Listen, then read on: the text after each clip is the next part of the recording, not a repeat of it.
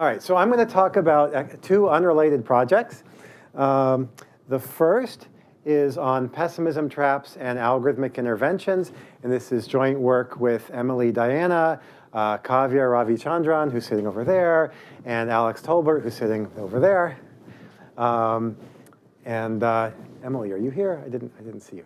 Okay, and this is about mathematical modeling of a societal problem and examining interventions in this model that could be used to help a system reach sort of a higher quality equilibrium, even when we don't know what that equilibrium is. And the second is on replicable online learning, and this is joint work with Saba Ahmadi and Siddharth Bhandari. And in this completely different topic, we propose a model for replicability in an online learning setting where an algorithm should have a low regret no matter what and should be replicable when two sequences are generated by the same process. And I'll get to what that means. And we show how to achieve this, but there are big gaps between our upper and lower bounds, so some very nice concrete open questions here. So I'm going to be ending with this one. So, I think some nice concrete mathematical open questions on this slide. Okay, but let's start here. Okay, so pessimism traps and algorithmic interventions. All right, so what are pessimism traps? So pessimism trap is a societal phenomena, and it's described nicely in this work of Jennifer Morton's in the journal Philosophy and Phenomenological Research. And so let me just describe it as she does. So here is her abstract. I'll just read off to you the beginning of her abstract. So members of marginalized groups who desire to pursue ambitious ends that might lead them to overcome disadvantage, they often face evidential situations, so evidence, that does not support the belief that they will succeed. And such agents might decide reasonably that their efforts are better expended elsewhere. And if such an agent has a less risky but still somewhat valuable alternative, then quitting can be a rational way of avoiding the potential costs of failure. However, in reaching this pessimistic conclusion, she adds to the evidence that formed the basis for her pessimism in the first place, not just for herself, but for future agents who will be in a similar position as hers. And this is a pessimism trap, okay? And then she goes on to say, for example, the student in a high-poverty school who decides not to pursue college because the evidence available to her supports the belief that people in her circumstances are unlikely to succeed in that pursuit is falling into a pessimism trap. And by not successfully pursuing this course of action, going to college, she's not only failing to provide countervailing evidence that people like her can succeed in that pursuit, but she's reinforced the evidential basis for the next student who will reach a similarly pessimistic conclusion. And then Morton goes on to talk about in section 4 of her paper, she will argue against the view that such agents have somehow moral reasons to believe against the evidence, to do something that's different from what they think is better for themselves for the future of people. The people who are already in a vulnerable position do not have a moral obligation to take on additional potentially costly risks in order to provide evidence for future agents in a similar position. Okay, so, all right, so what I want to start with is, okay, so this is a phenomena, and let's see if we can model this. So let's try to mathematically model this situation so we can then maybe say something about what to do about it. So it turns out there's a very nice mathematical framework for situations like this called information cascades or herding. There's been quite a bit of work on this, and also called social learning. And so let's use this to sort of model this situation. It seems like a pretty good model for the kind of thing that Morton is talking about. And then let's see, what this suggests in terms of what we can do about it. Okay, so here is the basic information cascade model. So let's imagine there are two action choices, A or B. Maybe go to college or not. Maybe college versus trade school, let's say. One of them, let's say, is better for you, and the other one is worse, but you don't know which one. We have a series of agents, 1, 2, 3. They're all similarly situated. They all have the same better action. So either college is the better choice for all of them, or going to trade school is the better choice for all of them. Each agent has a private signal. So think of the private signal as, just you did well in your high school classes, your teachers were encouraging, they're suggesting that maybe you should go to college, and so that's a private signal about which of these two choices is better. So every agent has a private signal based on their own personal experience about which of these two is better. These are IID, so they're independent for all the different people, and they're correct, say, with 75% probability, and the agents know that. So you have a private signal that you know is correct with probability 75%. Let's just make it 75% for the entire talk. Okay. Now, agents see their own signal, and they see the actions, but not the signals, of the people who came before them. And they rationally make their own choice using Bayes' rule. Okay, to make this formal, we need to have a prior. So the prior is that each choice, before you look at your signal, is equally likely to be correct. And because we're going to have some ties, and it doesn't matter how you break ties, but just to be concrete for the examples, let's say they break ties in favor of their own signal. If it's, A and B are equally likely, they go with their own signal. Okay, so now we've fully specified the agent behavior. Let me show an example just to kind of instantiate this. Okay. Example. Agent 1 comes along, the first agent in the whole thing, their signal is B. So they're going to go ahead and do B. If we want to be pedantic about things, they can calculate the odds ratio. What's the probability B is better given their signal, divided by the probability A is better given their signal. Okay, by Bayes' rule, the probability B is better given their signal is the probability they got their signal B, given that B was better, that's 75%, times the prior probability B was better, which is a half, divided by the normalizing constant that goes away, divided by the probability A is better given their signal, which is the probability their signal B, given A was better, that's only 25%, 1/4, times the prior on A, which is a half, divided by its normalizing constant goes away. Okay, I'm just, right? So, okay, fine. Right, so it's 3 times more likely B is better, so they're going to go with B. Okay, yeah, I didn't need to say all that, but I want to do that just because it's going to be helpful to think this way in a second. Right. All right, so agent 1 does B. They saw the signal B, they do B. They have no other information to go by. Now agent 2 comes along. Their signal is B, let's say, and so even more likely B is even more likely conditionally the right thing to do given their signal, because they saw that agent 1 did B. So agent 1's signal must have been B, because they're the first agent. They went with their signal. We know that. We're rational. So we got B, they got B. It's 9 times more likely B is the right thing, so we're going to go with B. Great. Agent 3 comes along. Their signal is A. Yes? The agents know that everybody is getting the same signal? How do they know that? They see the actions. They don't see the signals, but they see the actions. So agent 2 knows that agent 1 did not go to college. But knowing that agent 1 was the first agent, they must have gone with their signal. Yeah, good. So they were the first person, the first, right. So if they know everyone's playing according to the rule, like in most conditions, they'll be able to back out the other players. Some. We'll see. Good, because that's actually important. That's actually the key thing. That's great. Good. So the first agent, their signal. So we're the second agent. We see, the first agent must have had signal B. Let's think about the third. This is where things get interesting. Their signal is A. They see that agent 1 chose B, so their signal must have been B. Agent 2 chose B. Their signal also must have been B, because if their signal was A, they would have had a tie. Okay, they had A, the pre was B, and they would have gone with their own. So their signal must have been B also. If you break ties differently, the whole thing still works. It's just the analysis is a little different. So these two must have both had signals of B. My signal is A, but 2 B's, 1 A. It's still 3 times more likely that B is the right answer. So rationally, agent 3 is going to choose B, not going to college. But now notice what's happening. We're stuck. Every agent from now on is going to ignore their signal and choose B, because they know that agent 3, it didn't matter. They weren't following their signal anyway. But they still have these two, and they're going to ignore their signal and choose B.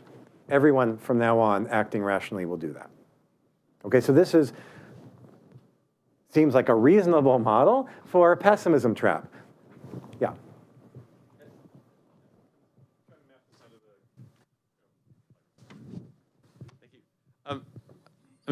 I want to map this onto the college story. So these information cascade problems have the property that if like 100 people in, I could somehow through detective work discover that there were 3 genuine signals that said A, it would overturn the whole thing. That's right. Now, if I'm say it's like I'm a low-income kid from Brooklyn in the 1930s trying to decide to go whether to go to like an Ivy League college, the fact that Ivy League colleges are entirely filled with affluent kids is actually in of itself a problem. Namely, I'll show up and I'll have to have a job on the side. I won't really have a social group to fit in with because no one else is like me. When I need an extension of my homework because I have a job on the side, the professor won't be sympathetic because no one else has a job on the side. They don't know why I need extra time. There's all these things that are stacked against me purely by the fact that everyone has already chosen, that signal B. So it's not like just it's a lack of signals. It's actually the fact that the information cascade has happened has made the environment more difficult for me, which I think is not true in these models, right? In these models, if I find new information, I overturn the whole thing. But in a world where it's only rich people at college, it's not just an informational problem. It's also I'm going to face a hostile environment or an unsympathetic environment when I show up, right? Yeah, so that's a great point. That is not something we try to model. Good. So that's a whole other issue of what is the effect, the sort of downstream effect of this whole thing. But even without that, we still have this problem. So good. It doesn't have to be that things have changed. So, and we are going to try to break these things, we are going to use the fact that they are kind of, they're not that hard, they're kind of brittle. So that'll help us. Okay, so starting from this, so let's see if we can use this model to suggest something to do about it, which I think will be interesting. It does not affect, it doesn't solve, all the problems, but I think it's an interesting thing that comes out of this analysis, and that maybe has some, I think is interesting ideas. The things happen in sequence, right? It's very important. So the fact that a whole bunch of people chose B, doesn't it make B less good? Because there's an over... So there's no... You're not taking that into account. There's no like, memory, capacity, no nothing. or, it's not like the trade schools are now filled up. Yeah, there's no, yeah. Okay. Yeah, so it's just, yeah, right. So think of the community of people as relatively small compared to capacity. You see what they do, but not their signals. But you never see the ground truth either, right? You say... I mean, whether they actually succeeded at what they chose. Is the ground truth different for each person? No, okay, good. So in the model so far, we'll change it later, but in the simplest model, the correct answer is correct for everybody. So everybody, there's a group of people that all are similarly situated. They all have the same right answer. That's a great point, and we'll go back to that. Okay. So here's another way to look at this that I think is helpful mathematically in thinking about what's going on, and that will also help us with thinking what to do about it. So we can think of this as an absorbing random walk, what's going on. If you think of a random walk between, in this case, between +2 and -2, starting at 0, the walk is how many A signals have been revealed minus how many B signals have been revealed. That's the location. Okay, so if A is the better action, then 75% chance we go here, you get an A signal, 25% chance you go here, you get a B signal. Okay, and then this is what the next person is going to get their signal, and if they're an A, they'll do A and you'll get to here. If they get a B, they'll go here, and it's absorbing on the two ends. And once you get to -2 or +2, you're going to stay there forever because everybody's Bayes rule is going to say, you know what, I'm going to ignore my signal and just go with what I've seen other people do. That's just the rational thing to do here, so that's why we get absorbing on two ends. So it's a random walk biased in the correct direction, okay? But still non-trivial chance you get stuck here. If you calculate it out for this particular walk, it's a fun calculation to do, 10% chance you get stuck at -2, and a 90% chance you go to +2. Okay, and it's a fun one to do. I think it's easiest to calculate if you think of it as a gambling game. But anyway, let's. In the world where B is better, it's just the opposite thing. Okay, so that's one way to think about it. So to try now to talk about interventions, let's add utilities onto this. So right now we just said better, worse. You can say how much better, how much worse. So let's just add some utilities. This will make it even more okay. So. Okay, so let's say the better action gives utility 1, and the worst action gives utility 0. And we're assuming this is true for everybody. It's the same thing. It's not like for some people it's a lot better and some people it's a little better. Okay? If everyone's the same amount better, it's better by 1. Okay? So in that case, if we go back to our reasoning, and that's why I was calculating out these ratios, if you're at -2 and your signal is A, then B is still 3 times more likely the best thing. So your expected utility of B is 0.75, and your expected utility of A is 0.25. If you're at -2 and your signal is B, then B is actually 27 times more likely the right thing. And so your expected utility is 0.96 for B and 0.04 for A. Okay, so we just calculate out the numbers. All right, so why do I want these numbers? Well, I want to think of something like the following. Well, what if we intervene by paying people to do action A? We give a scholarship, okay, a scholarship for going to college. So what will that do? So one thing we can see is if we pay less than 0.5, it won't do anything at all. People will still prefer B to A, and we won't have broken the thing. Everyone's doing B.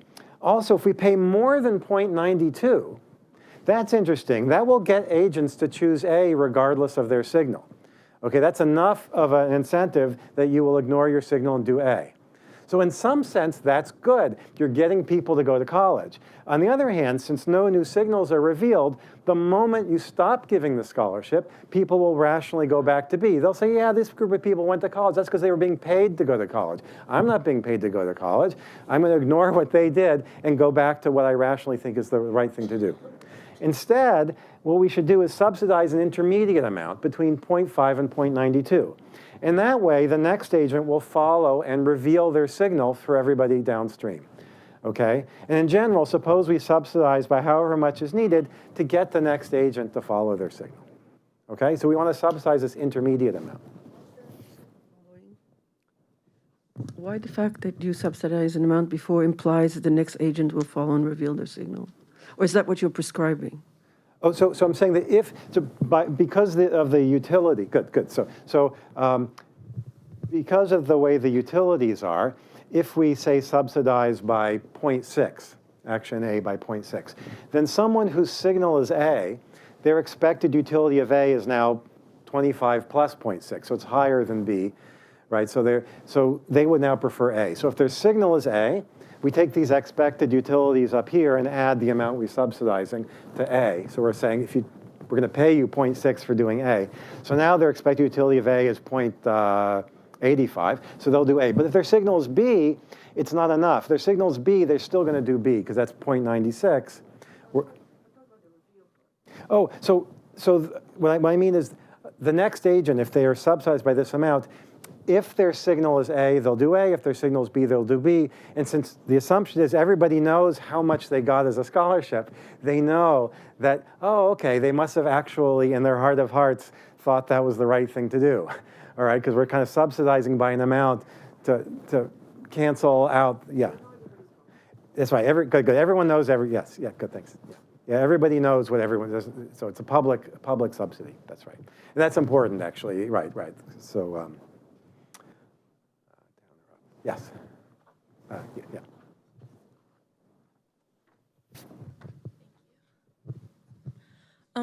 I was just curious, given the setup where it was kind of like sometimes it might be the rational decision for someone to like not go to college if that might not pay off. And like I think I'm just curious your thoughts on like how that connects to this, because it kind of seems like with the intervention, what you're saying is like action A, like going to college, is better, but people are stuck in this pessimism trap of like going to B. But then I think that idea of like, but there might be a reason not to if A is like actually not likely to pay off. Like I think. Right. So that's a great question, and I'll get to that Okay. in the sort of more generalized model. So far we are assuming that there is one action that's better for everyone, and for sake of argument, it's A. Right, that everyone should go to college, but that's maybe not true. Maybe there are people who it is the better option. Maybe say going to trade school is a better option for other folks, and then so we'll have a multi-community model where the notion of a community is a group of similarly situated people where they have the same, and they kind of know they're in the same situation. They're all whatever. But we'll have some where one is a good chance. But for now, the simplest model is action A is actually there's basically two worlds. There's this world and this world. Either A is better for everyone, B is better for everyone, flip a coin, probably a half we live in this world, probably a half we live in that world. And we're just imagining, for sake of argument, that we're in this world. But it's a great question. We'll get back to that. Okay. Good. So these were great. Yeah, so what's happening here is that the scholarship is public. The next agent sees that they actually went what was in their heart of hearts. Okay, so what's nice about this is if we can keep doing this, then that will convert this random walk into one that instead of being absorbing on both ends, it's only absorbing on the correct end, going off to infinity on the other end. And that's great because that means that the walk will, first of all, it'll reach the correct state with probability 1, and with high probability extremely quickly. I mean, because it's biased in that direction, so very quickly with high probability. Okay, so that's nice. Okay, so just to summarize this model, then we're going to generalize it. By giving just enough subsidy to cause agents to rationally follow their signal, we can break these traps. Okay. That you as the designer know all these things. You have to know the utility. You have to know how people act and interpret. Yeah. So we'll get to some of that too. Okay. So let's make this a little more interesting, and we'll address some of this. Let's imagine now there are multiple communities, where community just means a subgroup of similarly situated people that know who's in their own group. Where the correct answer may be different for different communities. So there's some set of people, it's the students who did well in this class and so forth, and they're in the math team, whatever it is, and they're kind of the same boat. There's some other students in other situations. And for some of them, A is the better choice, whatever it is. For some, B is the better choice. So we assume the individuals in each community, they only pay attention to the others in their own community. They don't pay attention to the others. So in some sense, it's just a bunch of independent problems, but it'll be connected through what we're allowed to do. Like, what do we know? What do we know about all the different people? So let's imagine, first of all, that we can't discriminate between communities and subsidies. We can't say, oh, you get a subsidy for this, and you guys get a subsidy for that. Okay? You got to treat everyone the same, let's say. Let's also imagine that we don't even know who is in what community. We don't know. I mean, we're just, as some, we have money, let's say, but we don't know who did well in school. We don't know what group they belong to. We don't know what's best for each subgroup. We don't know who belongs to what. Okay, we don't know any of that. And probably we can even extend this to the case for different communities.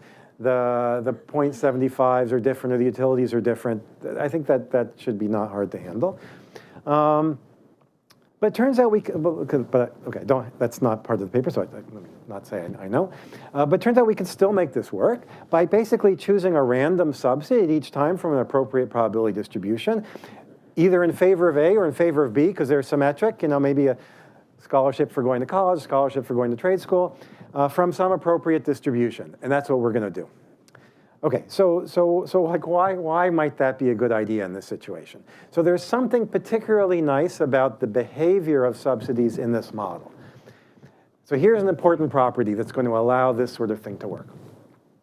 For any given community, at any given time, there are going to exist two numbers, little a and little b, where a is bigger than b, such that, and think of a negative number as a subsidy for action B, and a positive number as a subsidy for action A. Okay, so you're giving a scholarship for B or a scholarship for A. Okay, such that if you subsidize more than little a, then agents in that community will choose action A regardless of their signal. If you subsidize less than B, so the other way, so you're more negative, and all the agents are going to, again, ignore their signal and choose action B. In between, they'll follow their signal. But most importantly, there is no fourth case. There's no fourth case where agents with signal A do B and agents with signal B do A. Okay, if there was that kind of situation, that would blow everything up. But that does not happen. And what's nice about that is that means that every step, either the current agent takes a step in their community's random walk, or they don't. but they never like do anything that's against the walk. They either take a step in their walk or they don't take a step in their walk. And moreover, everybody in their community knows if they're taking a step or not taking a step. So their community is a well-defined location in this walk. And because the first two cases are not signal revealing, so nobody pays attention to them. So we're definitely relying on everybody knowing what's going on.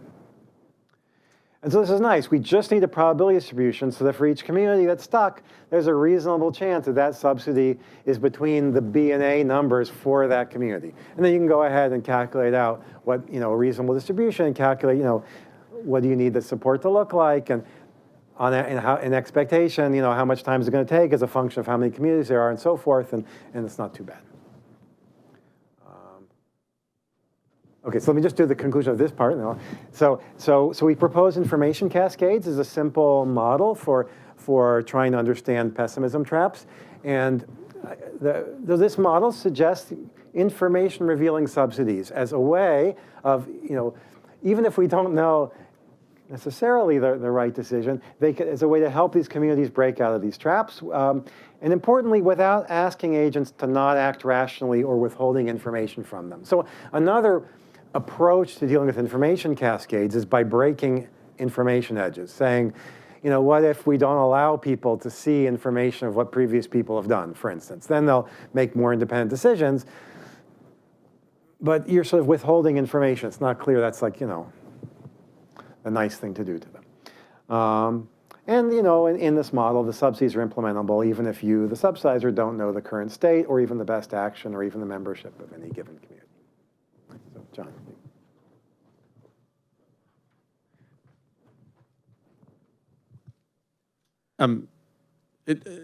This is the conclusion of this. Of this part, yeah. I was curious how this relates to two things. So one is these models of statistical discrimination and hiring by like Glenn Cote and Steve Cote and Glenn Lowry about like, so this is now from the employer side, this is sort of a story from the applicant side. From the employer story, they have this story from their 1993 paper that's trying to formalize a observation of Ken Arrow that he may have never exactly written down, that if I have disparate treatment where an employer has a sort of taste-based discrimination against a certain group, then they're going to interpret successes of members of that group as noise, and therefore actually those people are going to have a harder time succeeding at a job, and therefore they will tend to rationally underinvest in their education, because if they invest in their education, their successes will be treated as noise. And so that becomes like self-fulfilling. It becomes this trap in which, because there's discrimination against me, my successes will be treated as noise, therefore I rationally underinvest in my education. And so that's, and then Lily Hu and Yiling Chen kind of revisited this model in a kind of recent works of it. But I'm curious if like, it feels like a similar kind of trap where you look at policies like sort of earned income tax credits or incentives to hire members of different, like, and I think Yiling and Lily had some examples of like interventions. I'm wondering if sort of there's any symmetry between these two approaches, or if they're just getting at different things. Because it has the property of like, my incorrect belief early on becomes self-fulfilling, but I can try to sort of shock you out of that incorrect belief if I give you the right incentives. That's a great question. I don't know, but that's a great question. Yeah, I mean, it could be, right? I mean, as you say, there are similar kinds of phenomena going on at different parties doing it, but it does seem like a related phenomena. It'd be interesting to see if there's a formal connection in some sort of broader picture. I like that. Just so that I understand what you were saying, John, the idea was supposed to be that I shouldn't bother striving to succeed because my success will be attributed not to me, my brains, my effort, but instead to some privilege that I have. Or that it was like accidental. So, but I mean, there's just something that's jarring about this in the sense of, yeah, I can feed myself if I succeed. If I don't succeed, maybe I can't even feed myself. So there's some. Yeah, so there's at the margin, obviously. I mean, so first of all, I guess what Cote and, yeah. I should say, in case it wasn't clear, what Cote and Lowry were describing is not a good state of the world, right? It's a bad state of the world that there's this kind of discrimination. But I think the idea was, if someone has taste-based discrimination and they're the manager, then when they look at two people performing equally, they might promote the one from the group they favor. Therefore, the one from the disfavored group it faces a sort of wasted costs because they're going to invest in the same amount of skills and they're going to get less value out of it. And therefore, if you kind of work out this equilibrium model, they should rationally invest less because they're getting less return for their investment. Right. So in extreme cases where I need to earn enough money to feed myself, you would still do that. But in a case where I'm like, should I try to take this job where I have to work very hard, but there's a promotion pathway? You could imagine a situation where if I know that things are stacked against me, I might rationally underinvest in it. That was sort of the argument of their model. But yeah, happy to talk about afterwards if that's not clear yet. All right, so now I want to go to the second part of the talk on something completely different, but this will, right, okay, on something completely different. But this one has more of a concrete mathematical question at the end. And I want to talk a little bit about this since we've had discussions of replicability at some prior meetings, and so kind of building on that. Okay, so this is work with Saba Mahdi and Siddharth Bhandari. Okay, so replicability. Okay, so just a brief intro to this model, ILPS of replicability. So we're going to imagine a randomized machine learning algorithm that takes in a bunch of IID data and from some distribution, and it produces some output. That's the usual way we think of machine learning algorithms that operate on IID data. And wow, this is like completely different. Okay, I need to even just. Okay, okay. Right. Okay. So. An algorithm is said to be replicable or row replicable if you run it twice on two independently drawn sets of the same number of examples. And this would be a randomized learning algorithm that has a random seed. So you run it with the same random seed. And with pretty good probability, at least 1 minus rho, it produces the exact same output. That's what you want in this notion of replicability. Not just pretty close to the same output, but the exact same output. And it's a thing. It could be a hypothesis. It could be a number. Not 0, 1. It's like a classifier. Yeah, good. So it's like you're going to take in data and produce a decision rule, and you draw it again. You get another decision rule. Ideally, you want the same. Yeah. Good. Thanks. Yeah. And the goal is replicability and accuracy, regardless of the data distribution. So the typical example here, that's the simplest kind of interesting example, is estimating the mean of a bunch of points from some unknown distribution, 0, 1. So you take a bunch of points and estimate the mean as the empirical mean. That's the normal way you do it. But if you do it again, you'll get something slightly different. So you'd have some distribution over points in 0, 1. You take a bunch, you average them, and it's 0.32. And then you do it again, it might be 0.33 the next time. We want, with high probability, get the exact same answer both times. So one way to do that is take that mean, the empirical mean, what you saw by taking your 100 points and averaging them, and round it to the nearest grid point. But now just round to the nearest grid point in some grid. The problem is, what if the mean is exactly in the middle between two, and so sometimes a little below and sometimes a little above. Okay, so take that grid and do a random offset to it. And with reasonably high probability over randomness in the offset, it's unlikely that the true mean is exactly in the middle between the two nearest points you're rounding to, and it's far enough away that, as a function of the sample size, with high probability, your empirical sample will, next time you do it, also fall on the same side of that midpoint, and you'll round to the exact same place. This is just a typical example. This example makes sense? Actually, so maybe it's just, okay, so the example is, we want to get the exact same output, and here, the output is going to be this. It's going to be that grid point. We're going to take it round to the nearest grid point after we've done the random offset. The random offset is the hidden randomness that we're using, or the private randomness. When we rerun on the same randomness. And so the idea is that there's some true mean sitting somewhere. We just want that true mean to not be at the midway point between the 2 points we're rounding, far enough on one side or the other, so that if we take a bunch of samples with high probability, the average of the samples also falls on the correct side, and then we round. And next time we do it, we'll round to the same place. I have a question. So the choice that R is the same in both times, it's because that's how you get results, or it has meaning? Let me just say it's how you get results. If you want the meaning, then you have to. Okay, that's a bigger question.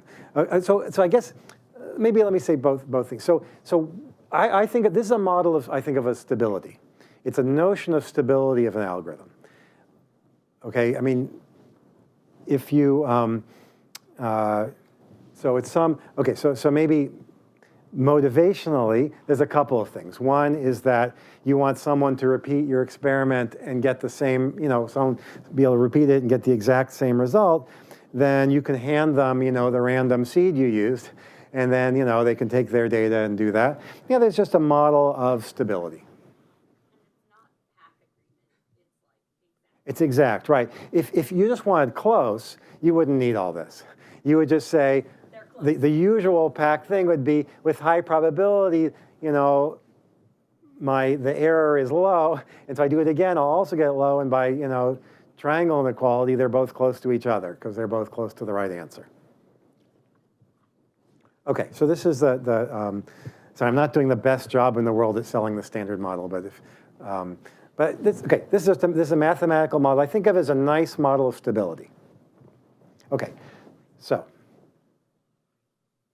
now I want to talk about online learning, and now what I want to do is talk about replicability in the context of online learning. So what about online learning? So online learning, there's a large body of work on online learning showing how you can perform online decision-making with performance comparable to the best fixed choice in hindsight on arbitrary sequences.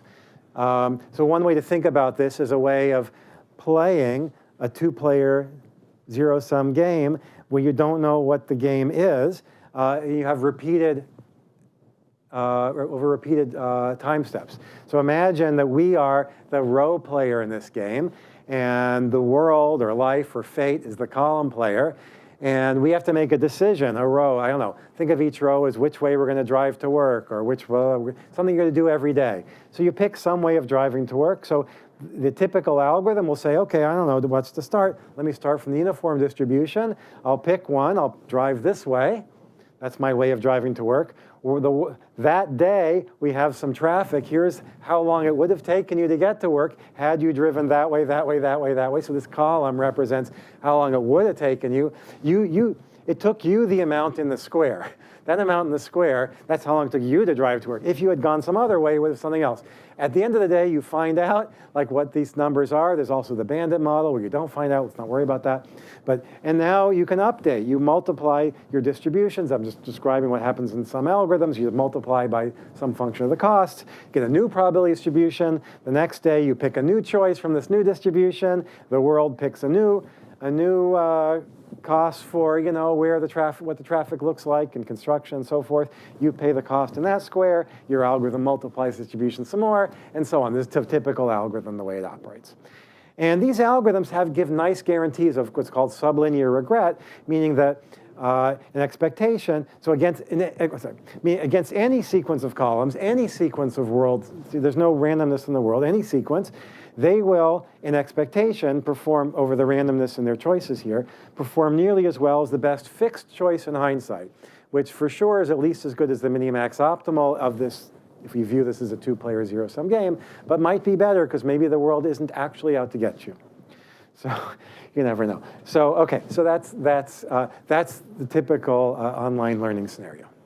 Okay, so now can we achieve that and replicability under some reasonable notion of replicability in the online settings? What do I mean by that? I don't want to assume things are IID anymore. So let me tell you the model that we proposed and had some results on and what the gaps are. There's still some big gaps. So here's a proposed definition and setup.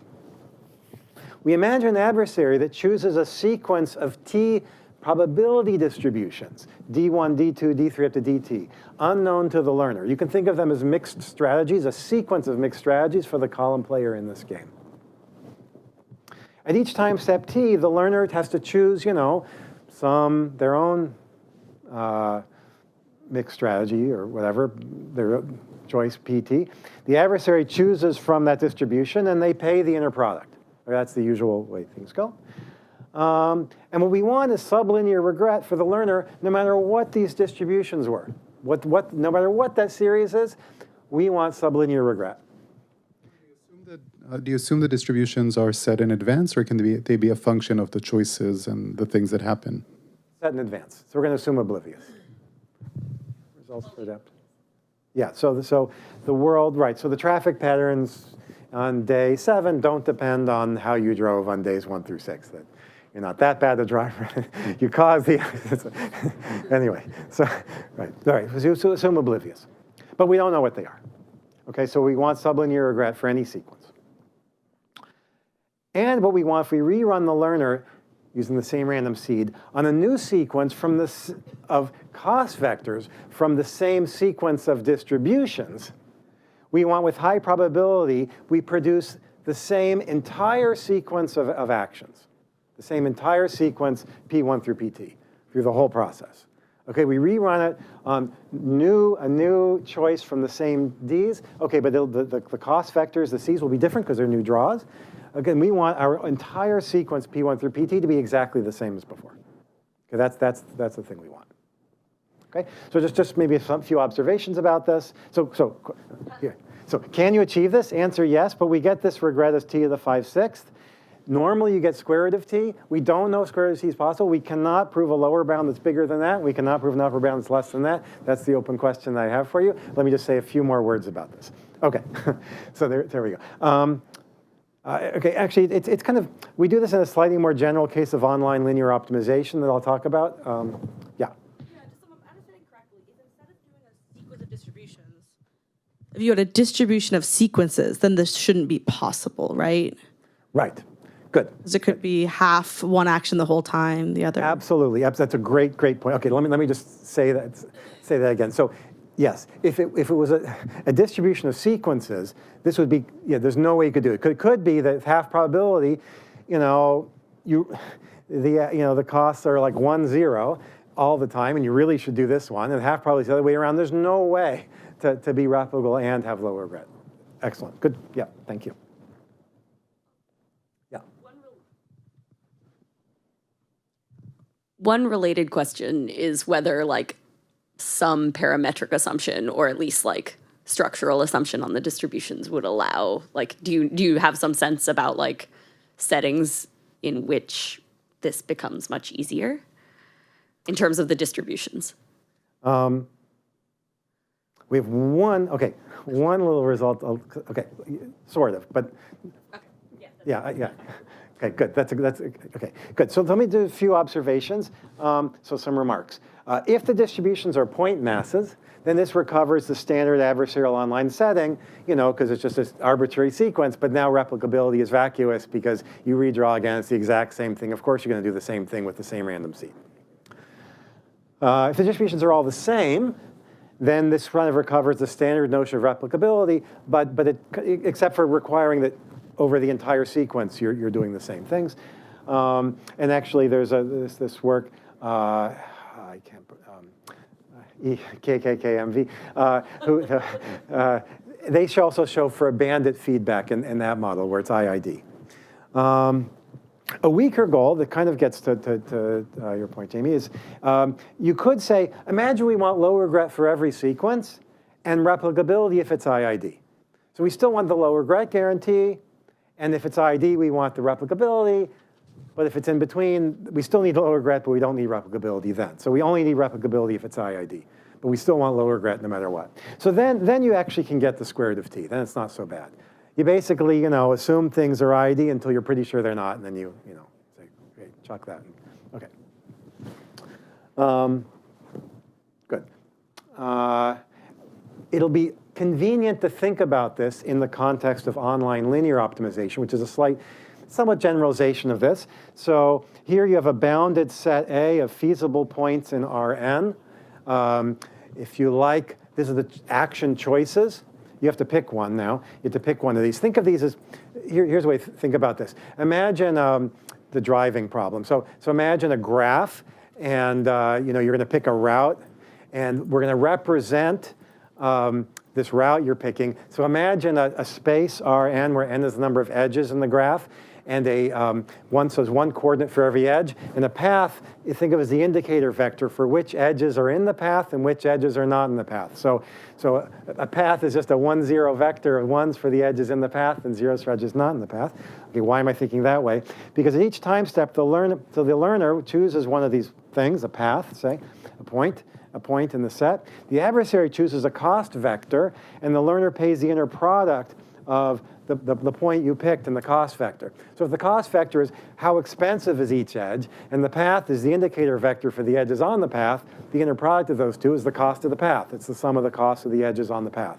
So it kind of naturally matches kind of an online shortest path problem where every day, normally in shortest path, you're told the length of the edges. You want to solve for the shortest path. Here, you have to pick the path first. Then you're told the lengths of the edges, and you pay for the cost. Then the next day, you pick the path first. Then you're told the lengths. And you want to do nearly as well as the best fixed path in hindsight. So that's this setting. OK, and there's algorithms for that.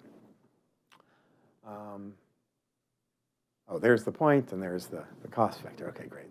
My animation skills. OK, so some more remarks. One way to think about this. Okay, here's just kind of my how I like when I think about this. This is just my own motivation. So imagine we choose our algorithm to choose paths each day. We record important features of the day. So day 1, we took a path. We note down it was a rainy Monday morning. Day 2 that we ran our algorithm was a sunny Friday afternoon, and so on. We just noted these things down. Then, well, you can imagine one way to think about the replicability statement is if we want to repeat on a series of days of the same type. So think of each as a distribution. So think of there's some distribution over traffic on Monday mornings, rainy Monday mornings, another distribution of traffic on sunny Friday afternoons. And you'd like, if you repeat on a series of days of the same type, the algorithm should kind of behave the same way. Oh, well, why? Oh, yeah, that's, OK, so that's. I'm trying to think about that from the beginning of the talk. Why?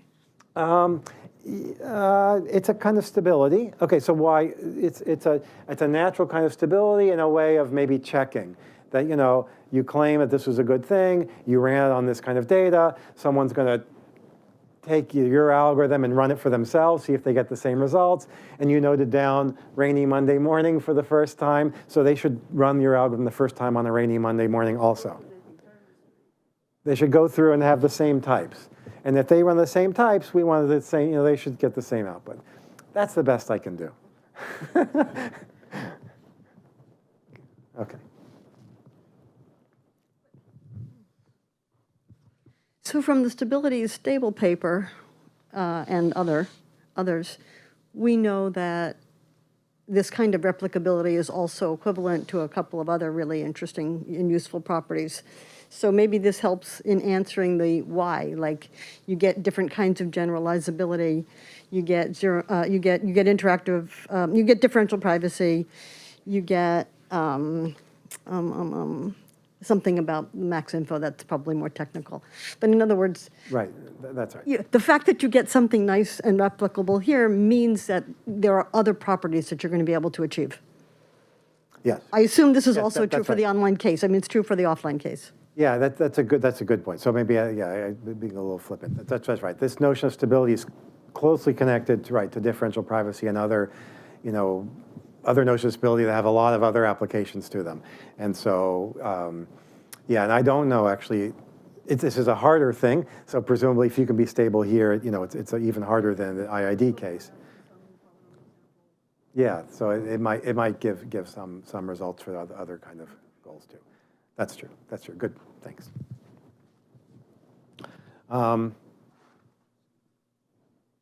Good. OK, so let me just say briefly the algorithm idea. The algorithm itself is kind of putting together existing tools. The main part, I think, was the definition, trying to come up, because it really was not clear to us whether you could do this or not. I mean, until we actually were able to prove something, it seemed like maybe it's just impossible to get sublinear regret and this notion of replicability. Okay, and then we were able to get 5, 6. So that shows, okay, it's possible to get sublinear, but then how sublinear? And maybe, anyway, but that was, okay. But how can we do this? Okay, so here's the idea. So we're going to combine some standard building blocks. And the main thing is put them together in a way that actually gets you sublinear regret. So first is we'll use the follow the lazy leader algorithm of Kalev-Impala. So the way this algorithm works is you pick a random offset for a grid of some width, 1 over epsilon, offset by z. So you have some grid. And you compute the sum of all the cost vectors so far. So you just add up all the prior days. So that's the sum of all the cost vectors so far. You round it up to the nearest grid point. You can't round down because your shortest path algorithms aren't happy with negative length edges, so you round up to there. And the randomness is that random offset. And then you choose your path to be the one of minimum cost with respect to that rounded thing. So you imagine that, okay, this is the history I've gotten rounded up. Pick what path would be best against that cost vector. And that's the path you put. So the nice thing about this is you just need a shortest path algorithm to run this. You just take the actual sum of costs, you round it up to this new cost, you feed those costs into your shortest path algorithm, your shortest path algorithm says, here's the path to take, and you take that path. Okay, that's it.